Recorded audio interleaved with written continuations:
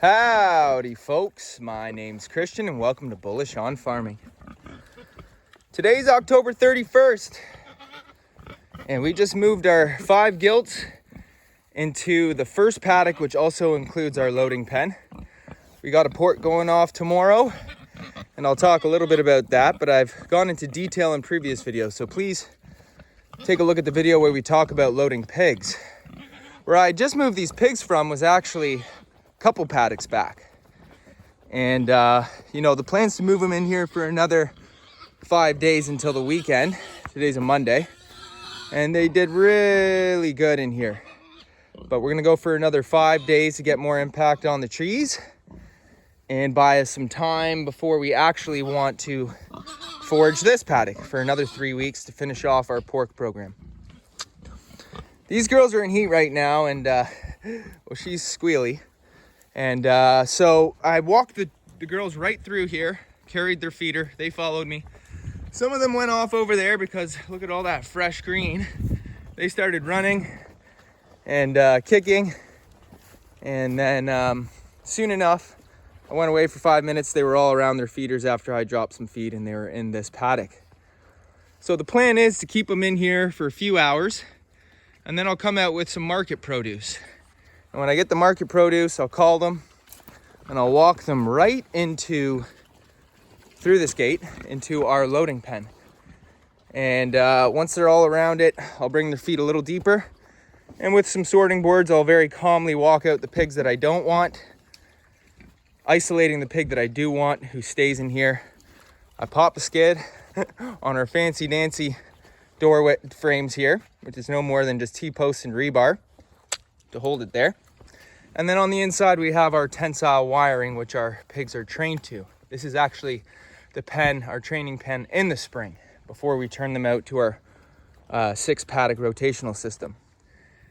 And so as you can see, some are in right now. If there was one that I wanted to take and all these girls are about the same size, I could really just get one of those out there. And because I don't have to be so picky, just put the skid on and it's done. When it is loading time tomorrow morning, we keep the feeder right into this sub pen area, right in the corner. We got to water every single thing they need. And on previous loadings, I'd opened this gate and created a temporary perimeter with poly wire. All around here, you can see where the pigs have rooted. And that was just to get them comfortable and familiar with walking through this gate. Pigs do have psychological barriers walking through spaces they haven't before, but you'll notice there's no tensile in front of this wire, so they were never electric trained to it. They could rub up against it and they knew that it was a physical barrier so that they could walk through it eventually. So these girls are 250 pounds, folks, nice and husky. What we got left is Berkshire Tamworth Cross, and the first 3 we sent were purebred Berkshire. And we got great reviews on the pork. So really excited about next year and finishing this year strong. And so I was saying, when you get them in the sub pen, I have this skid here. The couple guys, you just kind of block off this way. So you're in a nice smaller space. Stay nice and calm. Your pig should stay calm. We raise them, coming to them every day. They're comfortable with us in human contact. And then putting a board in front of this door, we swing open that gate so there's still a board there. Take the board away and the stock trailer's right there. And with some sorting boards, you sweep forward and holding your ground, the pig will eventually be confined into just this loading area. And you just wait for her to make the jump. You might put some grain up there. You might give it a little tough love. But the whole idea is to keep the stress low. Low stress handling is how we like to handle our animals on the farm. And yeah, so that's briefly what that is. We got some skids over here as a physical barrier for the weaners when we first put them out in this training pen. And this page wire is actually a little bit big, so I would probably use chicken wire. It holds up well, obviously, when the pigs are this size. But when you got weaners that are like 4-6 weeks, they can actually slip through that. So, I might put that up with skids to complete this training pen in the spring or this fall. But, nothing to worry about now. And so this first paddock, we were actually back here a month ago when we loaded our last pig. That's why it's you know, you can still see it hasn't fully bounced back. There's some green cover, and when we bring them back here for loading, it's only for 48 hours tops. And so because of that, we just get light impact over here.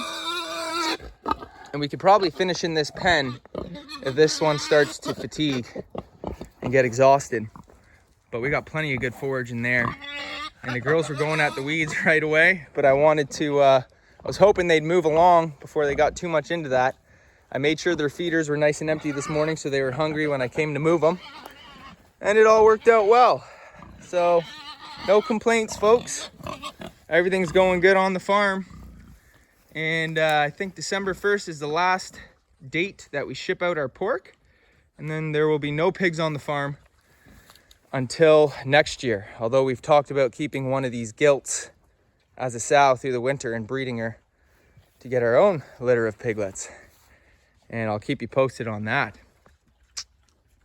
So yeah, forest raised pork, baby. This is what it looks like. Some of you guys ask me how big are our paddocks and setup. This is about 1.5 acre setup, 6 paddock rotational system. All of the paddocks are around 1,100 square yards.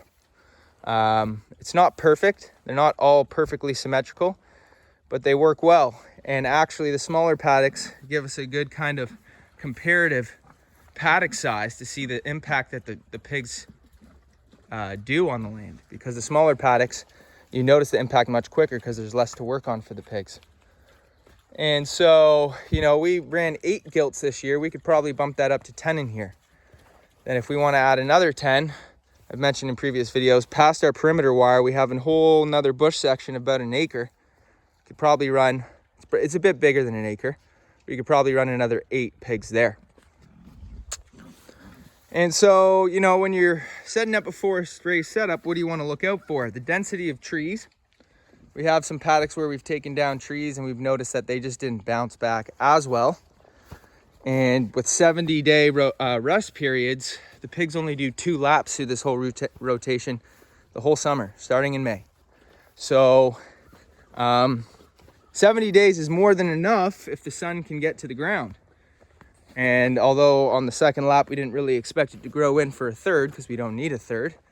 When we came in on our second laps, these just weren't as strong. Obviously not as the spring flush, but not as strong as we'd like them to be. So that's work that we're going to be doing, but it's not so bad, folks. I mean, you look in some forests and it's like you can't even walk through it. This is a good place for us to work on and imagine what 3 to 5 years of pork labor we'll do in here. Yep, using our animals, managing them across landscape, integrating a foraging lifestyle, and through good livestock management and a good rotational system, regenerating the fertility of the land, and integrating your feeding program with your fertilization program. It's all integrated, and you don't need to compartmentalize these things when you're working with nature's model because it has it all figured out already. So you just learn to leverage nature's design. You don't need to reinvent the wheel. And the rotation is so important because it keeps your animals healthy.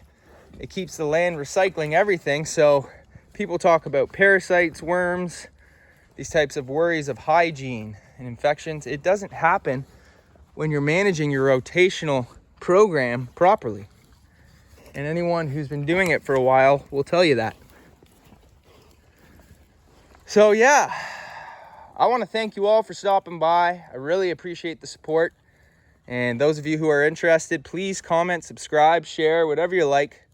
This is a hobby channel. We do it for the love of the game, and we love having you around. So God bless you all. I want to say again, thanks for stopping by. We'll see you on the next one.